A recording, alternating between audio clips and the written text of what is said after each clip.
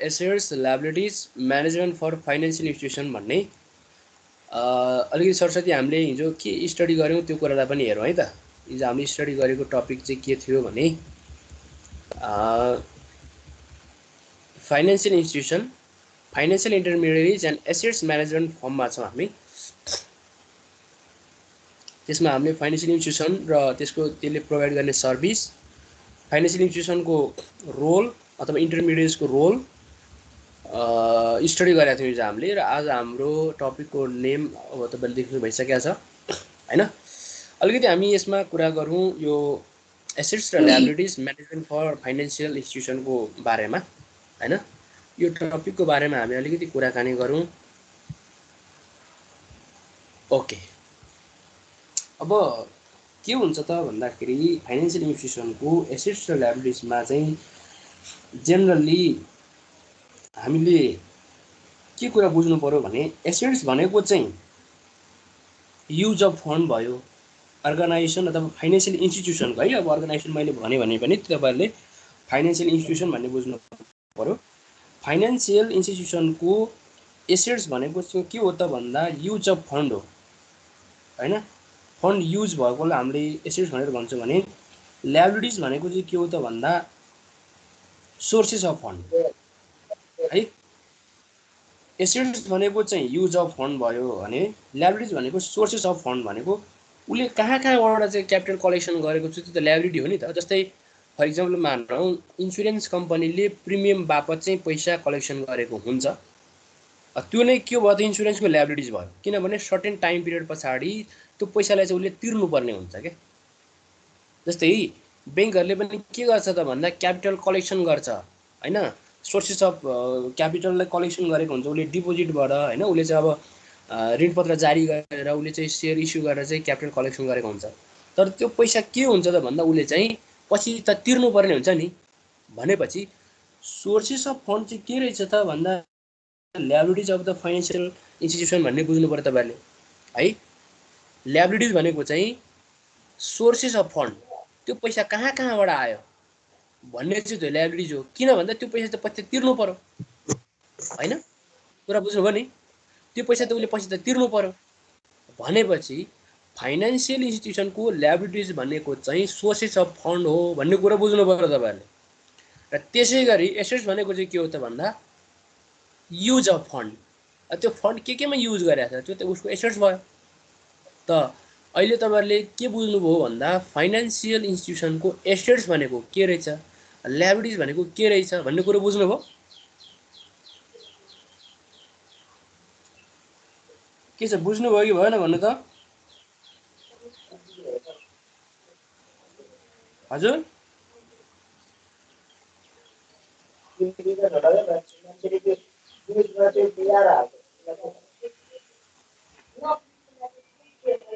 यो हल्ला आएको हो कि भनेको चाहिँ हो।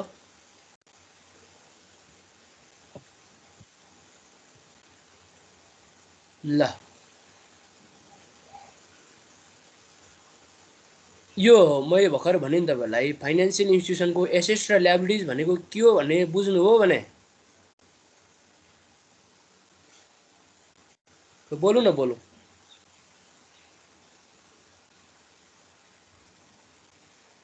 एसेट्स भनेको युज अफ फन्ड भयो, लायबिलिटीज भनेको सोर्सेस अफ फन्ड भयो। यो कुरा बुझ्नु भएको छ भने बुझ्नु भएको छ।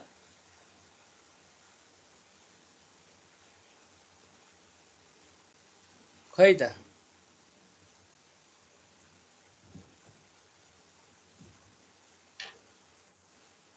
अनि श्रेष्ठ खै कता हरा। हजुर हजुर सर, मैले भर्खर भनेको क्वेसनलाई अन्डरस्ट्यान्डिङ भएको छ। हजुर भयो सर। एसेट्स भनेको युज अफ फन्ड, लायबिलिटीज भनेको चाहिँ सोर्सेस अफ फन्ड है त। अब तपाईँको एसेट्स चाहिँ कसरी चाहिँ भनेको त इन्भेस्टमेन्ट स्ट्राटेजी चाहिँ कसरी डिटरमाइन हुन्छ भने त्यो सोर्सेस अफ लायबिलिटीजबाट जति पैसा कलेक्सन भएको छ त्यसको आधारमा चाहिँ तपाईँको इन्भेस्टमेन्ट स्ट्राटेजी चाहिँ फर्मेसन हुन्छ। भन्नुको मतलब पैसा कति कलेक्सन भयो र त्यसको आधारमा चाहिँ लगानी गर्ने रणनीतिहरू चाहिँ बनाउने गर्छन् क्या। पैसा कति कलेक्सन गर्यो फाइनेन्सियल इन्स्टिट्युसनले, कति चाहिँ अब उसले चाहिँ सोर्सेस अफ फन्डको रूपमा चाहिँ कति कलेक्सन गर्यो अथवा उसको ल्याबिलिटी चाहिँ कति आयो होइन, ल्याबिलिटी कति चाहिँ उसले कलेक्सन गर्यो हो, त्यसको आधारमा चाहिँ इन्भेस्टमेन्ट स्ट्राटेजीहरू चाहिँ के गर्ने गर्छन् त भन्दा फर्मुलेसन गर्ने काम हुन्छन् है। इन्भेस्टमेन्ट स्ट्राटेजीहरू चाहिँ फर्मुलेसन हुने गर्छन् र यसमा तपाईँले बुझ्नुपर्ने कुरा, मानव एउटा ब्याङ्कलाई लिउँ अथवा एउटा इन्सुरेन्सलाई लिउँ, एउटा ब्याङ्कलाई नै लिउँ।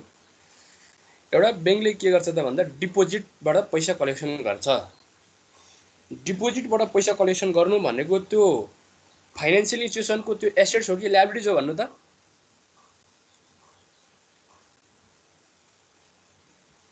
ल भन्नु त। एसेट्स वाला त्यो ल्याबिलिटिज हो। त्यही पैसालाई चाहिँ उसले युज गर्यो भने त्यसलाई हामी एसेट्स भनेर भन्छौँ। कसरी भन्दा डिपोजिट एसेट गरेपछि त त्यो पैसा त उसले केही समयपछि अथवा उसलाई त तिर्नुपर्ने हुन्छ नि, त्यो पैसा त कम्पनीको त होइन, फाइनेन्सियल इन्स्टिट्युसनको त होइन होइन। त्यो सोर्सेस अफ फन्ड चाहिँ के भयो त भन्दाखेरि ल्याबिलिटिज भयो। अब त्यो पैसालाई यदि उसले चाहिँ अब ल्यान्ड पर्चेस गर्न अनि त्यो चाहिँ लोन दिनको लागि युज गर्यो भने त्यो चाहिँ इन्भेस्टमेन्ट भयो, अनि त्यो चाहिँ के भयो त एसेट्स भयो। त्यही पैसा चाहिँ युज गरियो भने है, त्यही पैसालाई युज गर्यो भने त्यो चाहिँ के भयो त अब एसेट्सको रूपमा आयो क्या। हो यसरी चाहिँ हाम्रो ब्यालेन्स सिट मिल्नु पऱ्यो नि त अब फाइनेन्सियल इन्स्टिट्युसनको होइन। त्यही पैसा त मिलाउने नि, दुईतिर बराबर गर्ने त हो नि। त्यही चाहिँ अब ल्याबिलिटिजलाई लिएको पैसा चाहिँ उसले लगानी गरेर त्यही पैसालाई बराबर गराउने ब्यालेन्स सिट त हो नि। एसेट्स ल्याबिलिटिज भन्ने चाहिँ फ्याक्टरहरू त ब्यालेन्स सिटका भए, पैसा त्यही नै हो, तर यसलाई हेर्दाखेरि कुन स्टेपमा ल्याबिलिटिज भन्ने भयो, कुन स्टेपमा एसेट्स भन्ने भयो, यसरी तपाईँहरूले बुझ्नु पऱ्यो अहिले है त। अब यदि तपाईँले एसेट्स भनेको के हो र ल्याबिलिटिज भनेको के हो फाइनेन्सियल इन्स्टिट्युसनको भन्ने कुरा चाहिँ बुझ्नुभयो भने म अर्को कुरा पनि तपाईँहरूलाई अब यहाँ बताउँदैछु।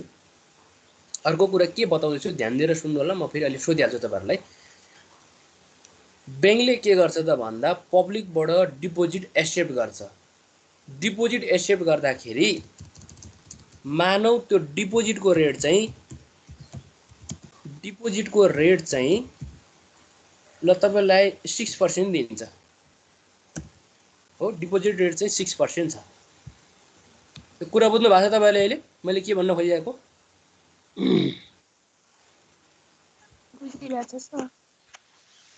तपाईँहरूले पैसा डिपोजिट गर्नुहुन्छ ब्याङ्कमा अथवा ब्याङ्कले पैसा लिन्छ र त्यो डिपोजिटमा चाहिँ उसले 6% दिन्छ र त्यही पैसा अब ब्याङ्कले के गर्छ त भन्दा लोनको रूपमा अथवा इन्भेस्टमेन्टको रूपमा चाहिँ अथवा उसले लगानी गर्छ र यदि लोन नै दियो, ल उसले लोनको रूपमा चाहिँ उसले चाहिँ इन्भेस्टमेन्ट गर्छ भने अब त्यसको लोन रेट चाहिँ यदि 13% छ भने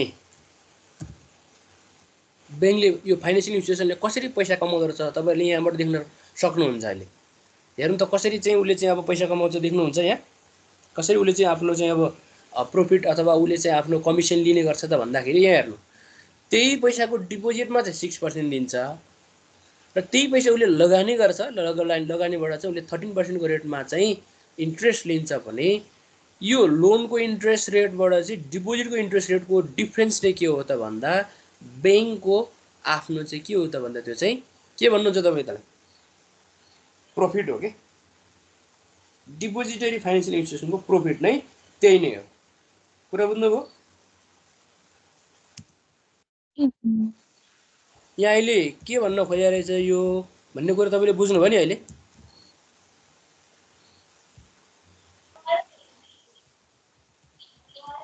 बुझ्नुभयो है? बुझ्यो सर। ओके, त्यो प्रॉफिटलाई चाहिँ डाइरेक्ट प्रॉफिट त भनिदैन, अब त्यसलाई हामी स्प्रेड भनेर भन्छौँ अथवा स्प्रेड रेट भनेर भन्छौँ।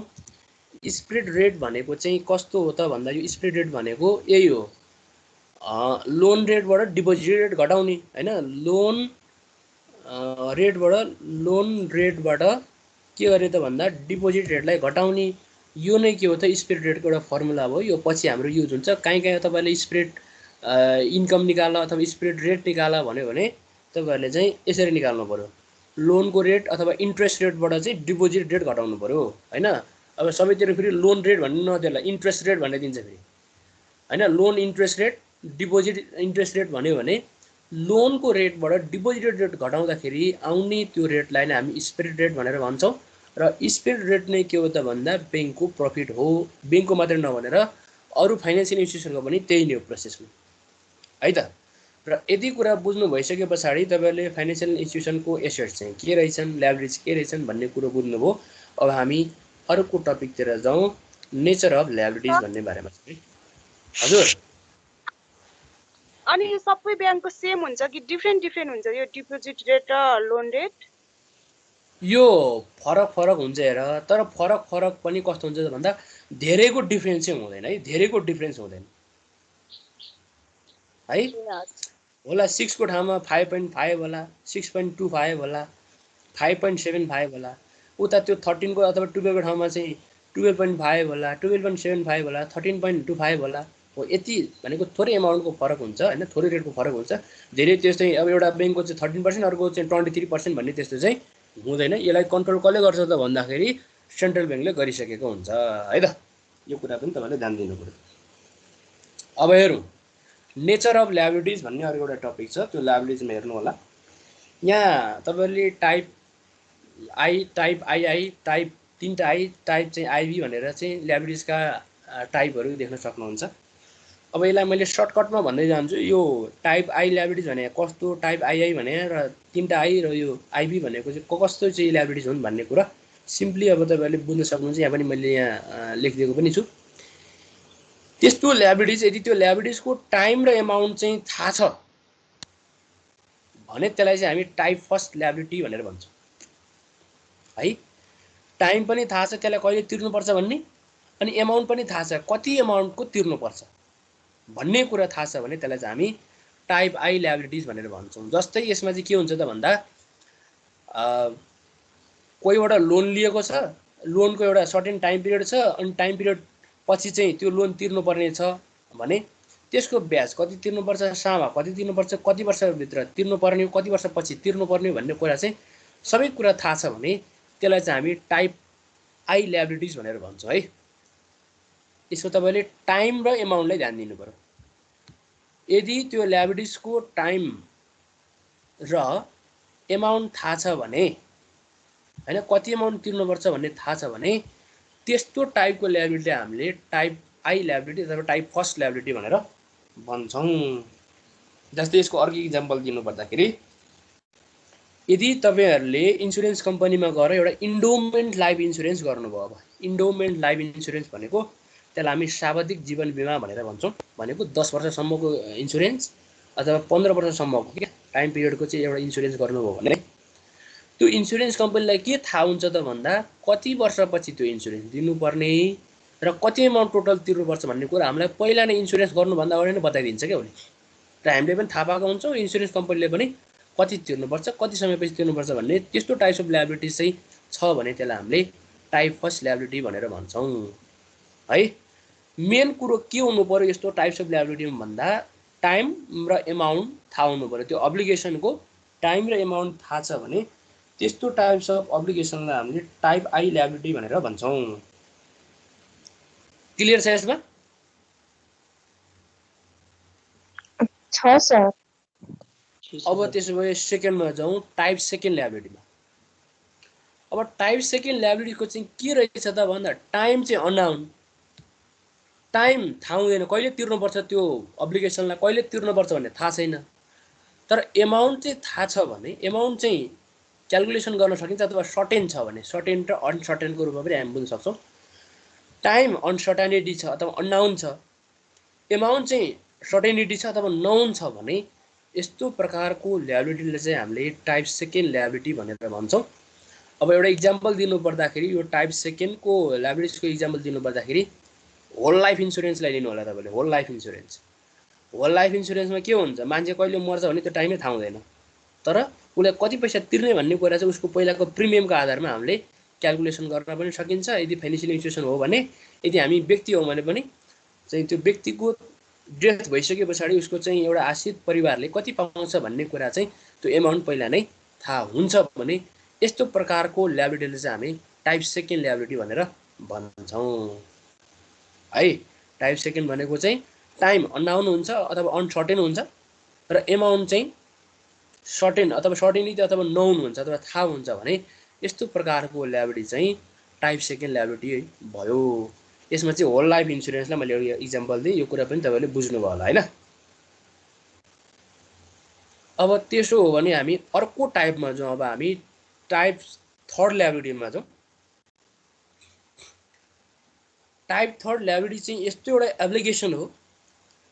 अब यसमा चाहिँ टाइम थाहा हुन्छ, टाइम पिरियड चाहिँ थाहा हुन्छ, कहिले तिर्ने भन्ने कुरा चाहिँ थाहा हुन्छ, तर त्यसको एमाउन्ट चाहिँ थाहा हुँदैन। अब कति एमाउन्ट तिर्ने होइन, उसले कति एमाउन्ट दिने भन्ने बारेमा थाहा छैन भने त्यस्तो प्रकारको अब्लिगेसनलाई नै, त्यस्तो प्रकारको ल्याबिलिटीलाई चाहिँ टाइप थर्ड ल्याबिलिटिज भनेर भन्छौँ। अब यसको इक्जाम्पल दिनु पर्दाखेरि चाहिँ के हो त भन्दाखेरि जस्तै पेन्सन फन्ड भयो होइन, त्यसै गरी यो टाइप थर्ड ल्याबिलिटीमा पर्ने भनेको रिटायरमेन्ट फन्ड भनौँ, गभर्मेन्ट रिटायरमेन्ट फन्ड है। किनभने यसको चाहिँ यो टाइम चाहिँ किन थाहा हुँदैन भने है। अनि त्यस्तै गरी यो सर्टिफिकेट अफ डिपोजिट भनौँ, सिडी सर्टिफिकेट अफ डिपोजिट, अनि त्यसै गरी हो यस्ता यस्ता इक्जाम्पल मैले दिएँ। यिनीहरूको चाहिँ टाइम चाहिँ थाहा हुन्छ होइन, हामी अहिले टाइप थर्डमै छौँ होइन। टाइम चाहिँ थाहा हुन्छ तर एमाउन्ट थाहा हुँदैन। किनभने जस्तै मैले एउटा पेन्सन फन्डको इक्जाम्पल दिएँ। अब पेन्सन फन्डको इक्जाम्पल तपाईँले दिनु पर्दाखेरि के हुन्छ त भन्दा यसमा पेन्सन फन्ड नभनेर अरू अब कुनै मार्केट इन्स्ट्रुमेन्टलाई लिएँ मैले। मार्केट इन्स्ट्रुमेन्टलाई जुन चाहिँ केमा आधारित हुन्छ, यो मार्केट इन्स्ट्रुमेन्ट चाहिँ के को आधारमा हुन्छ भन्दा मार्केट रेट अफ इन्ट्रेस्टको आधारमा नै त्यसको चाहिँ काउन्टिङ गरिन्छ क्या, रिइन्भेस्टमेन्ट होइन। मार्केट इन्ट्रेस्ट रेटको बेसिसमा नै रिइन्भेस्टमेन्ट चाहिँ काउन्टिङ गरिन्छ। जस्तै सर्टिफिकेट अफ डिपोजिट होइन, सर्टिफिकेट अफ डिपोजिट चाहिँ यो के को आधारमा हुन्छ त भन्दा मार्केट इन्ट्रेस्ट रेटको आधारमा हुन्छ। जस्तै तपाईँले डिफ्रेन्ट अब इकोनोमिक कन्डिसनले गर्दाखेरि मार्केट इन्ट्रेस्ट रेट चाहिँ फरक फरक हुन्छ भन्ने कुरा तपाईँलाई थाहा छ। अहिले पनि के छ त भन्दा हाम्रो डिपोजिटको रेट कम छ, लोन पनि कम रेटमा पाइन्छ। किन भन्दाखेरि अहिलेको यो टाइममा इन्भेस्टमेन्ट गर्ने अदर सेक्टरहरू छैनन् र मनी चाहिँ कहाँ मात्रै अहिले कलेक्सन भएको छ त भन्दाखेरि ब्याङ्कमा कलेक्सन भएको छ। त ब्याङ्कमा कलेक्सन हुँदाखेरि अब उसको सर्टिफिकेट अफ डिपोजिटमा के हुन्छ त भन्दा एमाउन्ट चाहिँ यो प्रिभियस इयरको भन्दा यो इयरको इन्ट्रेस्ट रेट चेन्ज हुन्छ क्या। त इन्ट्रेस्ट रेट चेन्ज भइसके पछाडि यो एमाउन्ट यति नै उसले पाउँछ भन्ने चाहिँ के हुँदैन भन्दा स्युरिटी हुँदैन, फिक्स हुँदैन। भने यस्तो प्रकारको ल्याबिलिटीलाई चाहिँ हामीले टाइप थर्ड ल्याबिलिटी भनेर भन्छौँ, जसमा टाइम नोन हुन्छ र एमाउन्ट अननोन हुन्छ। यो के को कारणले गर्दाखेरि हो भन्दाखेरि मार्केट इन्ट्रेस्ट रेट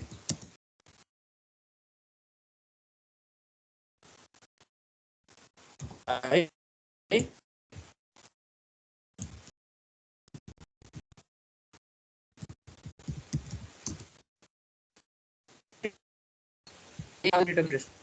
इकोनोमिक चाहिँ उथलपुथलको कारणले त होइन, इकोनोमिक चाहिँ ग्रोथ एन्ड डेभलपमेन्टको चाहिँ कजेसले गर्दाखेरि मार्केट इन्ट्रेस्ट रेट चाहिँ टाइम एन्ड अगेन चाहिँ फरक फरक हुन्छ होइन। मनी सप्लाईलाई राष्ट्र ब्याङ्कले कन्ट्रोल गर्न साथ मार्केट इन्ट्रेस्ट रेटमा पनि चेन्जेस आउँछ हो। सो यस्ता यस्ता कारणले चाहिँ मार्केट इन्ट्रेस्टमा आउने चेन्जेसको कारणले ठ्याक्कै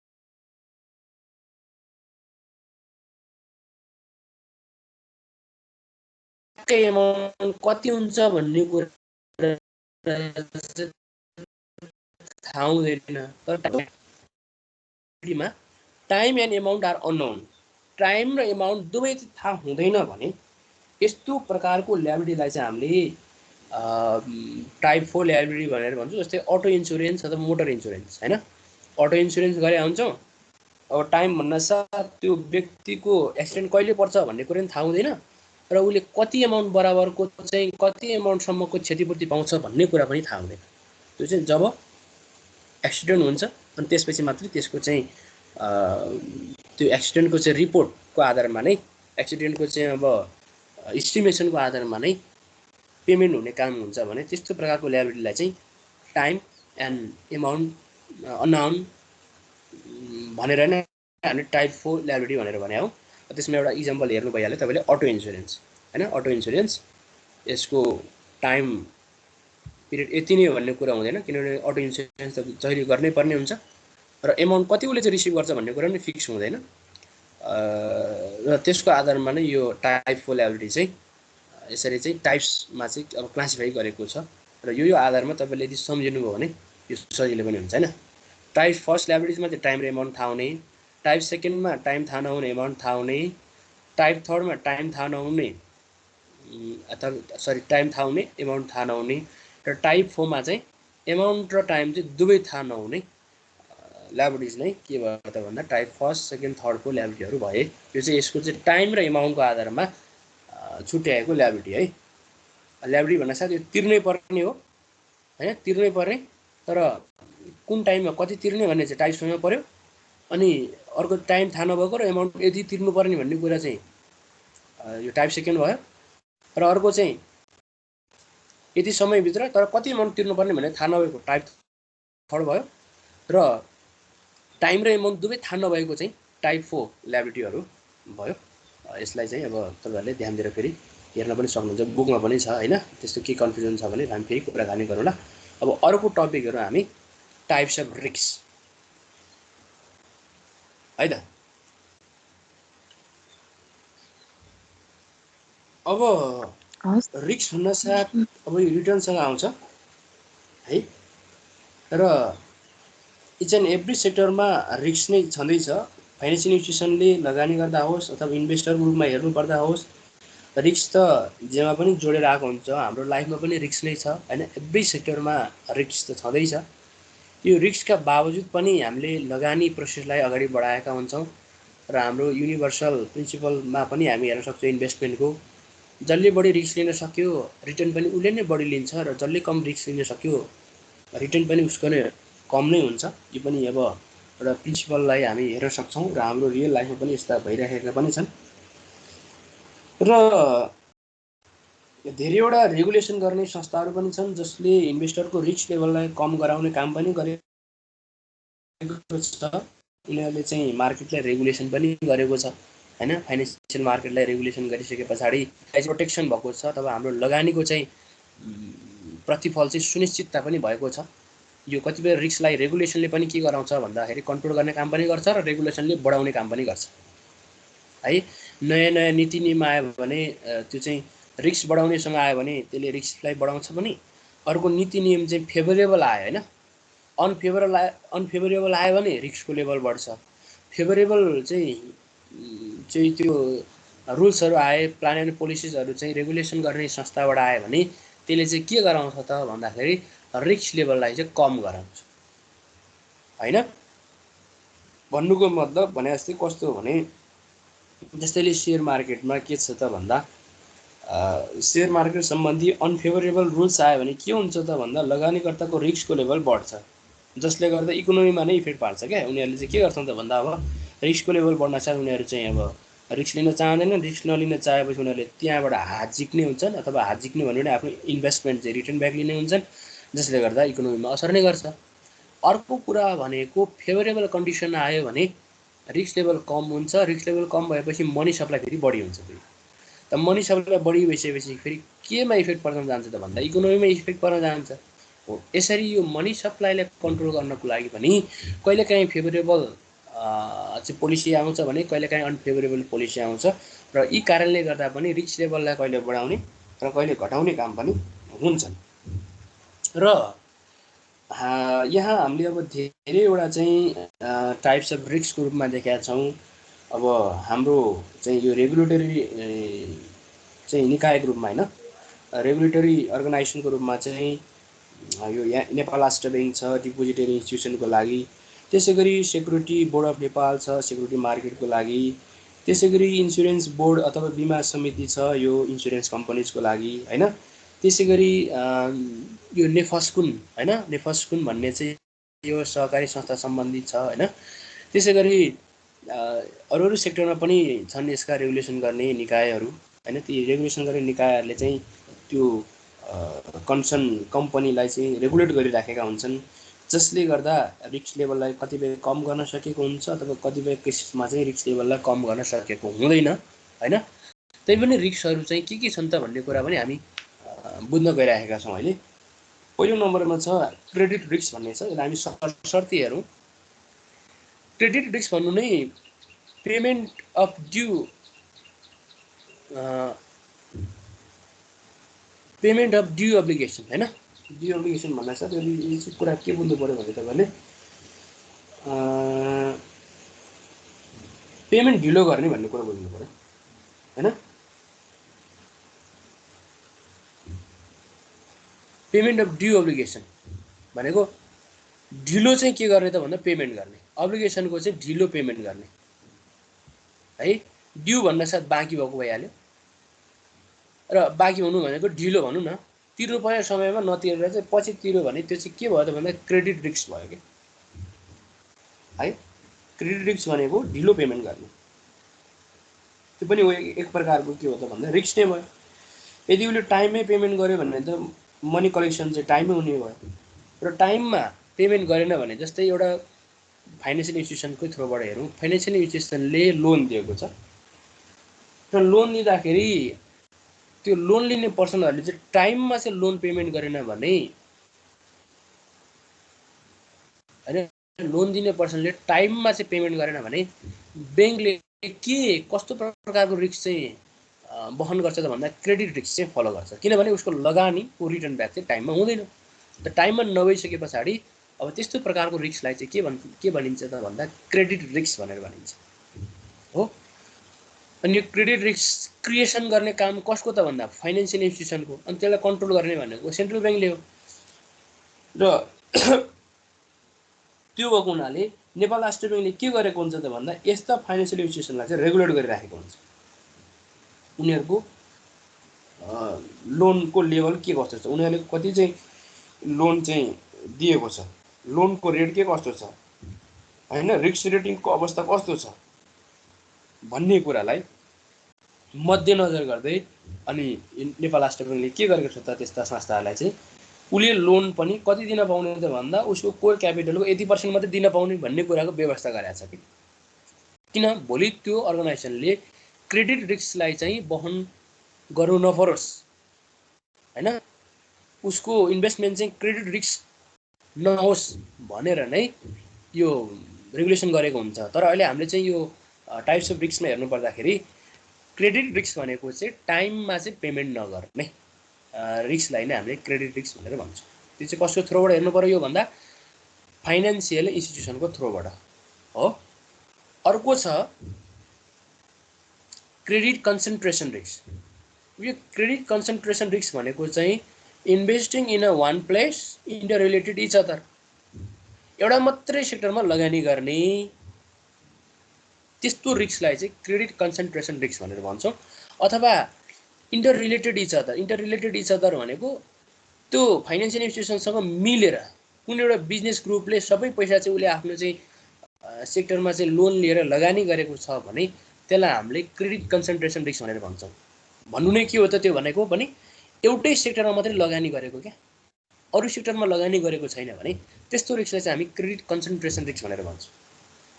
लगानी गर्दाखेरि के गर्नुपर्छ भन्ने चाहिँ एउटा चाहिँ एजम्सन छ भने डाइभर्सिफिकेसन गर्नुपर्छ भन्ने छ क्या, रिस्क डाइभर्सिफिकेसन अथवा डाइभर्सिफिकेसनको थ्रुबाट नै लगानी गर्नुपर्छ भन्ने छ।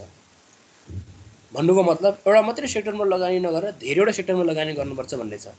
तर कुनै एउटा त्यस्तो फाइनेन्सियल इन्स्टिट्युसनले एउटा मात्रै सेक्टरमा लगानी गर्यो भने त्यस्तो रिस्कलाई चाहिँ हामीले क्रेडिट कन्सन्ट्रेसन रिस्क भनेर भन्छौँ। जसले गर्दा के हुन्छ भन्दा एउटा मात्रै सेक्टरमा लगानी गर्दाखेरि रिस्क चाहिँ हाई हुन्छ, भोलि त्यो सेक्टर चाहिँ डाउन हुन साथ अनि अर्गनाइजेसन के भयो त फाइनेन्सियल इन्स्टिट्युसन चाहिँ फेलरको रूपमा चाहिँ साबित हुने गर्छ हो। यस्तो टाइप्स अफ रिस्कलाई चाहिँ हामीले क्रेडिट कन्सन्ट्रेसन रिस्क भनेर भन्छौँ हो। अर्को छ अपरेसनल रिस्क है।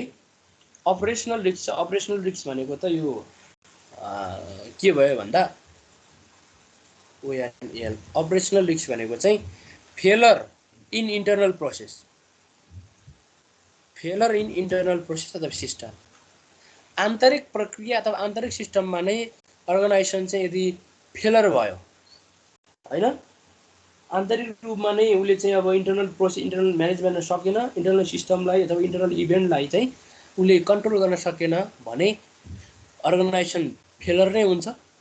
फलस्वरूप यस्तो प्रकारको रिस्कलाई चाहिँ हामीले अपरेसनल रिस्क भनेर भन्छौँ है। आन्तरिक सिस्टम र आन्तरिक प्रक्रिया चाहिँ यदि फेलर भयो, उनीहरूको रिजल्ट नै के आयो त भन्दा लसेस आयो हैन, इनएडुक्वेन्स भयो, अपर्याप्त भयो हैन, उनीहरूको सिस्टम उनीहरूको प्रोसेस नै रिस्कलाई चाहिँ रिस्क अथवा लस हैन, रिस्क अफ लसेस भयो भने त्यस्तो प्रकारको रिस्कलाई चाहिँ हामीले अपरेसनल रिस्क भनेर भन्छौँ के। कम्पनी राम्रोसँग चलाउन नसकेको हुन्छ नि, कम्पनी चाहिँ अब डामाडोल भएको भन्नु नि, कम्पनी चलाउन नसकेको त नि, हो त्यो चलाउन नसक्ने रिस्कलाई नै हामीले अपरेसनल रिस्क भनेर भन्छौँ। अर्को छ मार्केट रिस्क। अब मार्केट रिस्क चाहिँ केसँग रिलेटेड हुन्छ त भन्दा अहिले पनि हामीले मार्केटको कुरा गऱ्यौँ। मार्केट इन्ट्रेस्ट रेट कहिले झ्याप्पै बढ्छ, कहिले काहीँ झ्याप्पै घट्छ, त्यसलाई भन्छौँ change in market interest rate हैन। मार्केट इन्ट्रेस्ट रेट बढ्ने घट्ने कारणले गर्दा पनि, त्यसै गरी एक्सचेन्ज रेट डलरको भाउ बढ्ने घट्ने यस्ता कामहरू भइराखेका हुन्छन्। त्यसै गरी फाइनेन्सियल इन्स्ट्रुमेन्ट्सको प्राइस हैन, फाइनेन्सियल इन्स्ट्रुमेन्टको प्राइस NANCIL फाइनेन्सियल इन्स्ट्रुमेन्ट्सको प्राइस, फाइनेन्सियल इन्स्ट्रुमेन्ट हुनसाथ तपाईँले के कुरो बुझ्नु पर्यो भन्दाखेरि एउटा इन्स्ट्रुमेन्ट भने मैले मोबाइल ब्याङ्किङ भनौँ न, एउटा इन्स्ट्रुमेन्ट मोबाइल ब्याङ्किङ, कहिले एउटा ब्याङ्कदेखि अर्को ब्याङ्कमा पैसा पठाउँदा पैसा नलाग्ने भनेर राष्ट्र ब्याङ्कले भनिदिन्छ, कहिले फेरि यति पैसा लाग्ने, यति लिमिटसम्म चाहिँ यति लाग्ने, उतिसम्म चाहिँ यति लाग्ने हैन, दोस्रो ट्रान्जेक्सनमा चाहिँ नलाग्ने, त्यसपछि मात्रै लाग्ने, अब यस्ता यस्ता नीति नियमहरू आउँछन् क्या।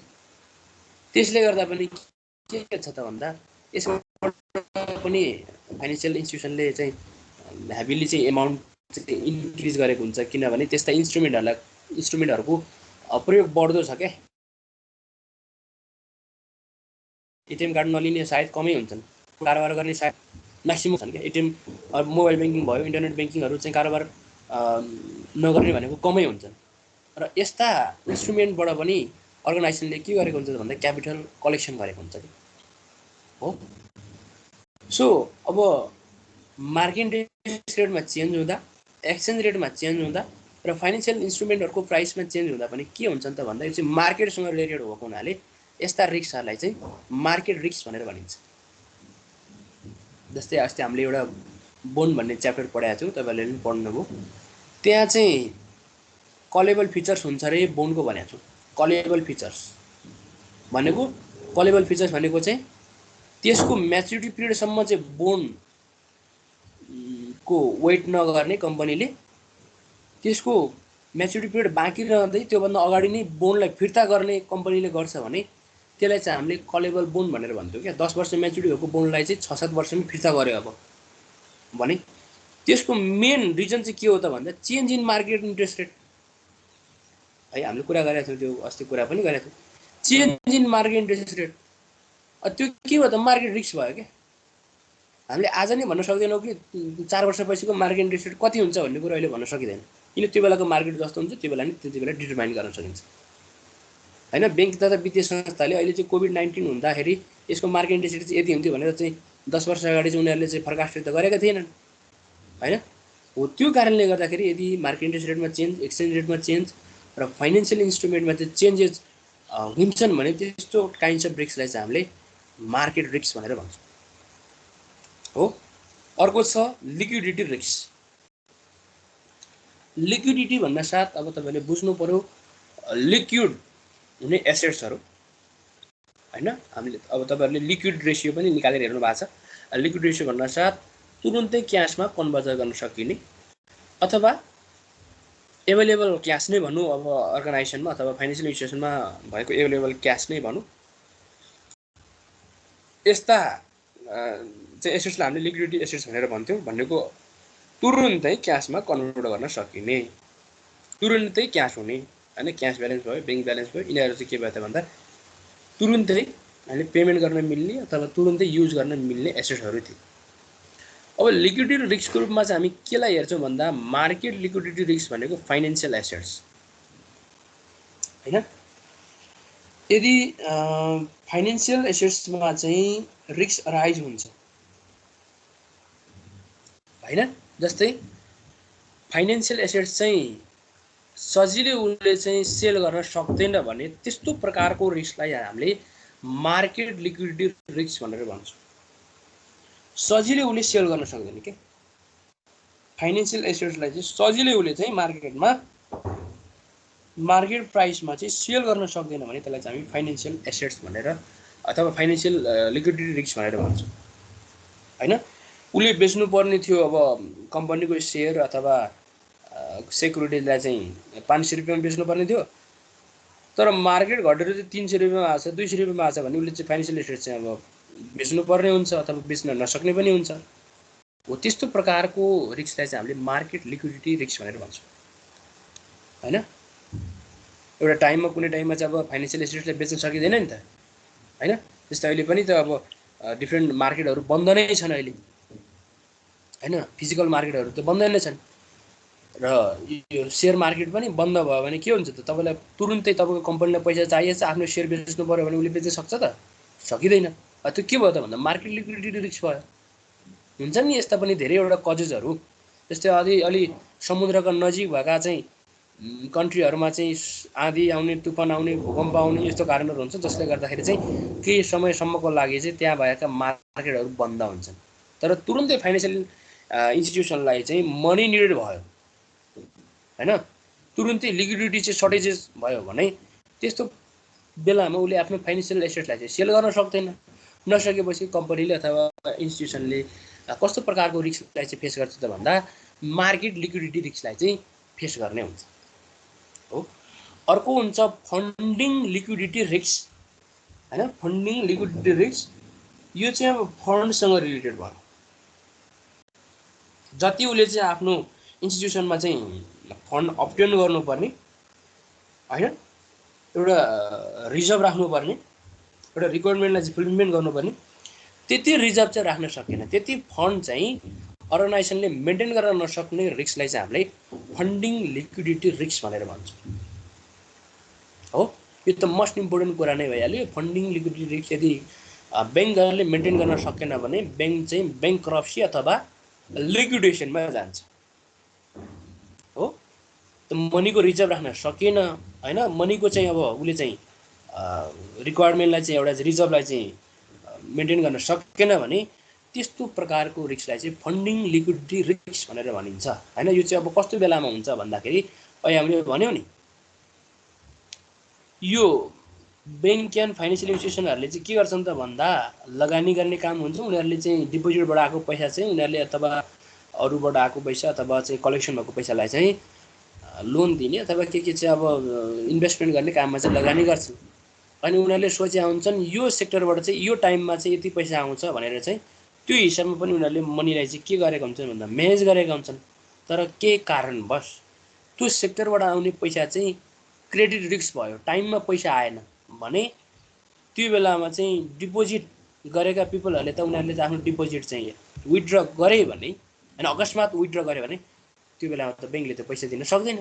नसकेपछि के हुन्छ त भन्दा त्यस्तो टाइप्स अफ रिस्कलाई चाहिँ फन्डिङ लिक्विडिटी रिस्क भनेर भनिन्छ है त।